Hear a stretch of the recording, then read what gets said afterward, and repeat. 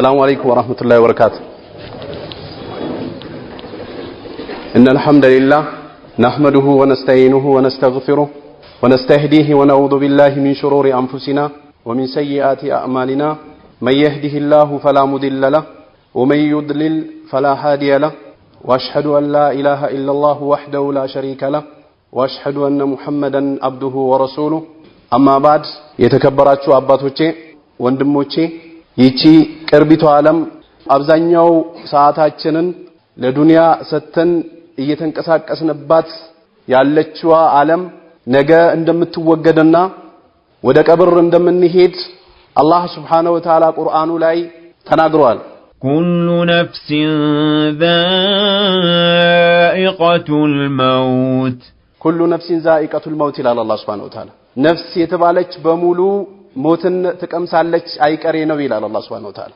ይህ ሞት የሚባለው ለባለ ሀብትም የማይቀር ነው፣ ለዓሊምም የማይቀር ነው፣ ለጃሂሉም የማይቀር ነው፣ ለአማኞችም የማይቀር ነው፣ ለካዲያንም የማይቀር ነው። ነገር ግን ጥሩ ስንቅ ይዞ የሄዱ ሰዎች ግን አኺራ ላይ በጥሩ ነገር ይመነዳሉ። ዛሬ የሰው ልጆች በጣም ብዙ የሚፈሩት ነገር እየመጣ ነው። ሞት የበዛበት ጊዜ ላይ ነው ያለነው።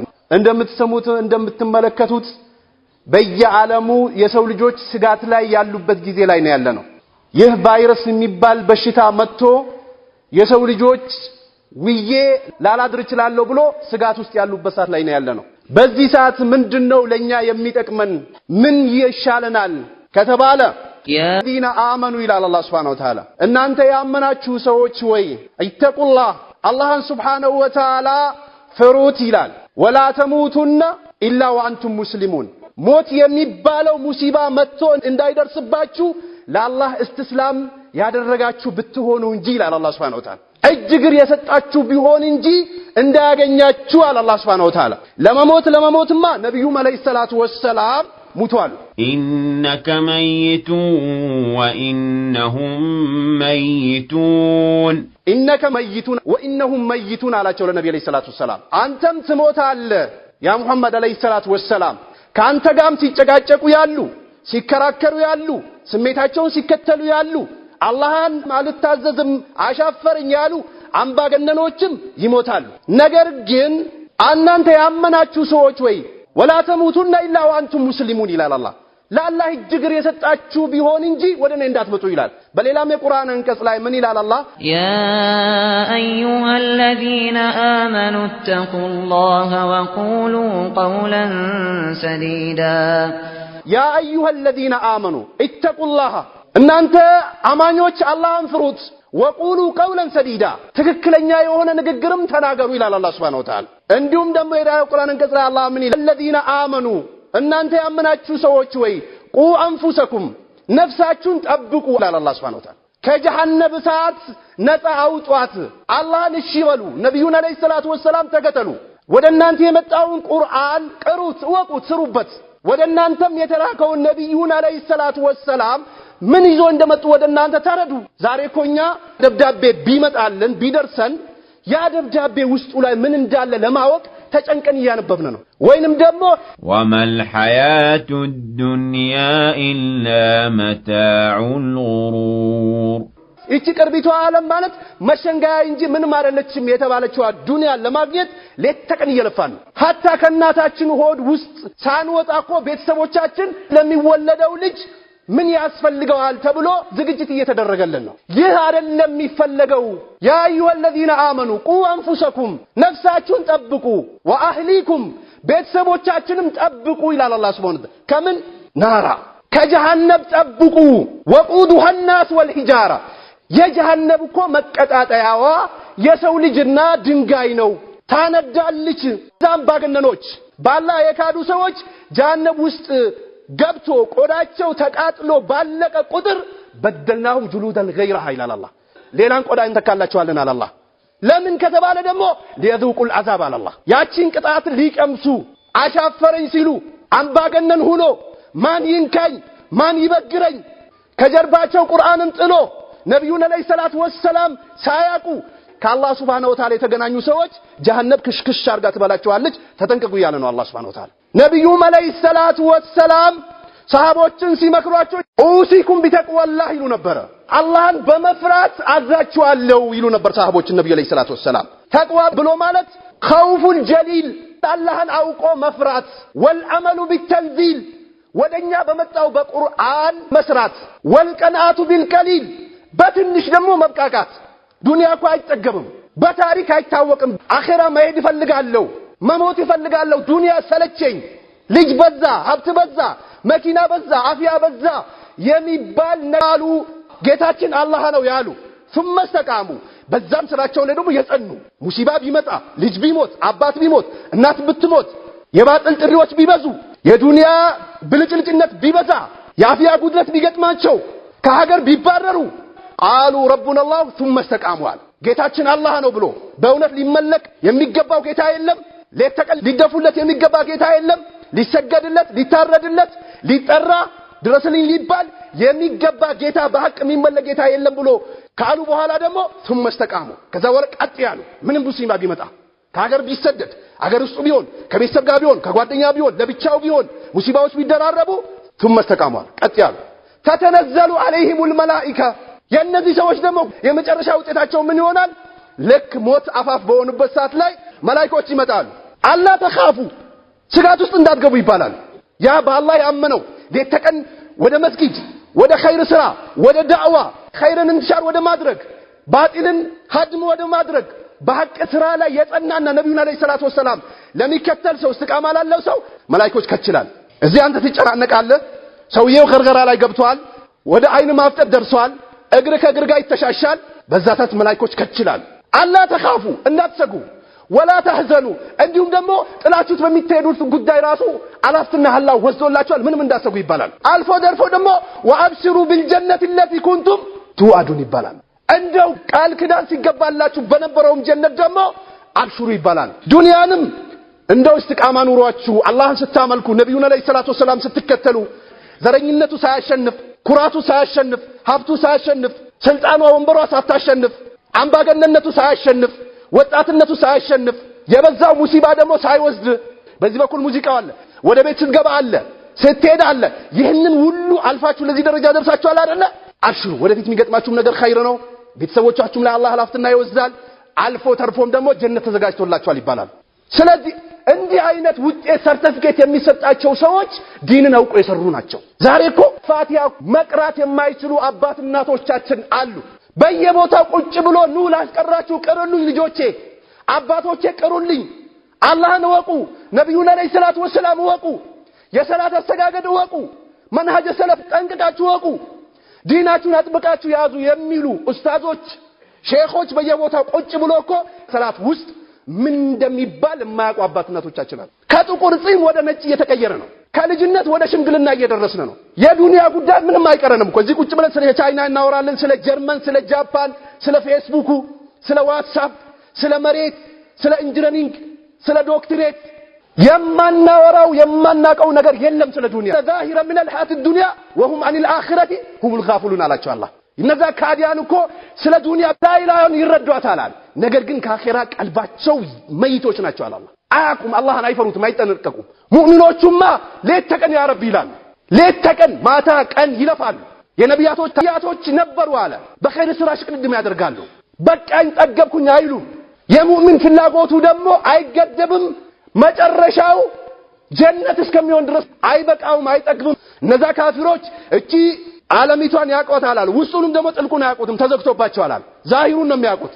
ምናልባት ከላይ ፕሌን ሲበር ሊገርም ይችላል፣ ይቺ ትንሿ ነች። ሙእሚኖቹ ግን አላህን የሚፈሩ ሰዎች በተሰጣቸው ተብቃቅቶ አላህን ፈርቶ ሐራምን ርቆ ሽርክን ርቆ ውሸትን ርቆ ማጭበርበርን ርቆ ኺያናን ርቆ ወለድን ርቆ ዝሙትን ርቆ አጅነብይ መጨበጥን ርቆ አጅነብይ መመልከትን ርቆ ቁርአናቸውን እየቀሩ እኛ ተወልደን እስከምንሞት ድረስ እኮ ቃል አላህ ወቃል ረሱል ወቃል ሰሃባ የሚባለው ነገር እያወቅነው አይደለም። ዱንያ አይጠገብም። ነብዩ አለይሂ ሰላቱ ወሰለም አንድ ሸለቆ ወርቅ ቢሰጠው ሌላ ይመኛላል። አረ የሰው ልጅ ፍላጎት እኮ ምንም አይሞላውም፣ አፈር ነው የሚሞላው ያላህ መልእክተኛ። ትናንጥሩልኝ ይላል። አንተንም ድገሙት ምን ነበር ችግር ሲባል አንተ በዚህ በኩል ቁጭ በል፣ አንተ በዚህ በኩል ቁጭ በል ይላሉ። ገርገራ ይዞታል፣ የአይኑም ፍጥጫ ገብቷል፣ የእግር መፋተጉም ደርሶበታል፣ መውጫ እንደሌለው ያውቃል። አልፎ ተርፎ ወደ አኺራ ሲሄድ ልጆቼን አደራ የጀመርኩት ቦታ ይዘጋል አልጨረስኩትም እንደው ከሞትኩ በኋላ ልጆቼ እንዳይበተኑ እንደው ገንዘባቸውን ጠበቅ አድርገህ ያዝላቸው አደራሃን ይሄው ላንተ ላፍትና ሰጥቼሃለሁ የኔ ጉዳይ መመለስም አይመስለኝም ስጋት ውስጥ ነው ያለሁት ይላል እነዛ ግን በአላህ ላይ ያመኑ እስቲቃማ ያላቸው ዲኑን አጥብቆ ያዙ ሰዎች ደግሞ አላህ Subhanahu Wa Ta'ala ላፍትና ይወስድላቸዋል إنهم يرونه بعيدا ونراه قريبا إنهم يرونه بعيدا ونراه قريبا على الله الناس آخرة قيامة قبر حساب راقوت مقوم الله زند جهنم جنة ምናምን ሲባል ሩቅ አድርጎ ይመለከቱታል እነዛ ቀልባቸው የታሸገባቸው ሰዎች ወነራሁ ቀሪባ አለ እኛ ጋር ሁሉ ነገር ቅርብ ነው የሚመጣ ነገር ሁሉ ቅርብ ነው ትላንትና እኮ ልጆች ነበርና አይደል እንዴ ድንጋይ እንደዚህ አንስተን እኮ ምን ወረውር ልጆች ነበር ዛሬ ከተቀመጡበት ቦታ እኮ ሌላ ሰው የሚያነሳቸው ሰዎች አሉ የተወሰኑ ሰዎች ሆስፒታል ኦክሲጅን የተተከለላቸው ሰዎች አሉ የተወሰኑ ሰዎች ደግሞ ምግብ መቁረስ አቅቷቸው ሌላ ሰው ያጎርሳቸዋል የተወሰነው ደግሞ እግሩ አልታዘዝ ብሎት እግሩን የሚሰበስብለት ሌላ ነው የተወሰነው ደግሞ ኡዱግ ማድረግ አይችልም ተይሙም እያስደረጉት ይሰግዳል ስለዚህ ይህ ቀን ከመምጣቱ በፊት ሙሳራ እናድርግ ወደ አላህ ሽቅድም እናድርግ ወደ አላህ እንቀርብ ቁርአንን እንቅራ ለዲናችን ለአኺራችን ጊዜ እንስጥ ዱንያ አትጠገብም وما خلقت الجن والإنس إلا ليعبدون وما خلقت الجن والإنس إلا ليعبدون የሰው ልጅንም እኮ አጋንንትንም አልፈጠርኩትም አላህ አላህ Subhanahu Wa Ta'ala ብቸኛ አድርጎ ሊያመልኩ ቢሆን እንጂ ለሌላ ዓላማ አልተፈጠሩም ቀሊል በላቸው ያ መሐመድ ይህች እኮ ቅርቢቱ ዓለም እኮ የለችም በአሁኑ ሰዓት ይሄ ኮሮና የሚባለው በሽታ መጥቶ ጭንቅ ውስጥ ነው ያሉት ካፊሮቹ በተለይ ነብዩ አለይሂ ሰላቱ ወሰለም ወረርሽኝ እንደሚከሰት ተናግረዋል ጣውን የሚባል በሽታ ወረርሽኝ ይከሰታል በዛ ሰዓት ሸሽታችሁም እንዳትወጡ አሉ ነብዩ አለይሂ ሰላቱ ወሰለም የተፈጠረበትን ቦታ ደግሞ ሂዳችሁ አትግቡ አሉ የአላህ መልእክተኛ በዚህ ደግሞ ወረርሽኝ ላይ እስቲቃማ ኑሮት አላህን ያመለከ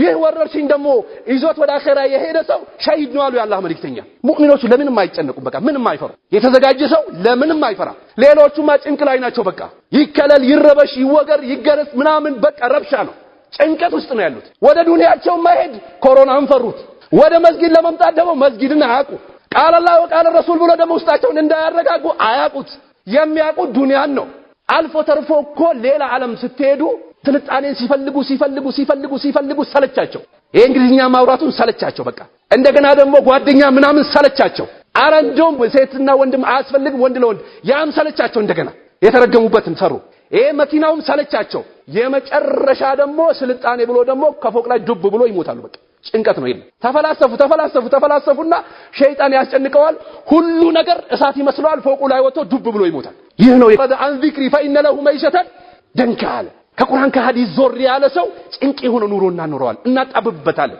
ምናልባት ጥሩ መኪና መያዙ ጥሩ ልብስ መልበሱ ጥሩ ሰዓት ማሰሩ ጥሩ ሞባይል መያዙ ሊገርመን ይችላል ሁሉ ነገር ለሱ ጭንቅ ነው በቃ ስጋት ነው ሞባይሉም እሳት ይመስለዋል ልብሱም የራሱ አይመስለውም ቤቱ ራሱ የሚፈርስ ይመስለዋል አካውንት ላይ ያለው መንግስት ከመቼ እስከ ብሎክ አደረጋት ገንዘቧን ወሰዳት ጭንቀት ነው በቃ ካላ ምክር ዞር ብሎ አላ فإن له معيشة ደንጋለ ጭንቅ የሆነ ኑሮና ኑሮ ونحشره يوم القيامة أعمى يزاج كان دمو أور أرجن كسكسوال يسوي لجوج نفسي بلو بل عباچو بمثل قبل لكوبت قدامه أسور تدرجوا يكسكسات قال ربي لما حشرتني أعمى يا الله لمن ورق أرجع كسكسكين قال كذلك أتتك آياتنا فنسيتها وكذلك اليوم تنسى لك እንደዚሁ የኛ ቁርአን አንቀጽ መጣለ ዞር አልካ ፈነገጥ አሻፈረኛልክ ዛሬኛ እንደዚሁ እንረሳለን ይላል አላህ Subhanahu Wa Ta'ala ስለዚህ ሙእሚኖቹ በምንም ጉዳያቸው ተረጋግተው ይኖራሉ የመጨረሻ ግባቸው ደግሞ ጀነት ነው ነብዩ አለይሂ ሰላቱ ወሰለም ዱንያ የሙእሚኖች እስር ቤት ነች እንደፈለገ አይዘልም እንደፈለገ አይናገርም እንደፈለገ የሰው ገንዘብ አይዘርፍም እንደፈለገ ሐራምን አይዳፈርም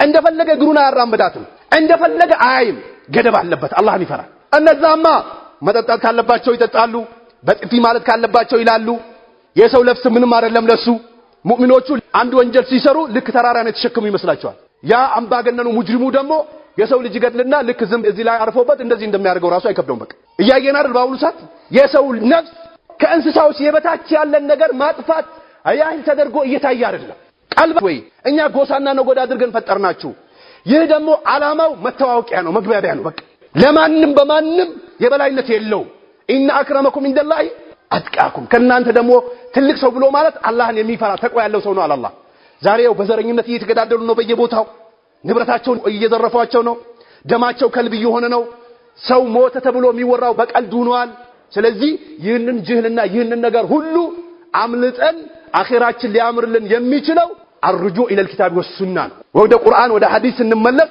ወደ ትክክለኛው መንገድ እንመለስ ሁሉንም እናቀዋለን ወደ ትክክለኛው መንገድ አላህ ይምራን ባጢል ከሆነ ነገር አላህ ይጠብቀን ሸር ከሆነ ከጊዜው ሙሲባ ከሁሉም አላህ ነጃ ይበለን ዱንያም ላይ ደግሞ አላህ በሰላም በኢማን አኑሮ ደግሞ ወደ አኺራ ስንሄድ ተመስክሮላቸው ከሚሄዱ ሰዎች አላህ ያድርገን የቂያማ ቀንም ደግሞ የነብዩን አለይሂ ሰላቱ ወሰለም ሐውድ ጠጥተን እሳቸውን ተከትለን ምን ይሄድ ጀግኖች አላህ ያድርገን جعلني الله وإياكم من الذين يستمعون القول فيتبعون أحسنه والسلام عليكم ورحمة الله وبركاته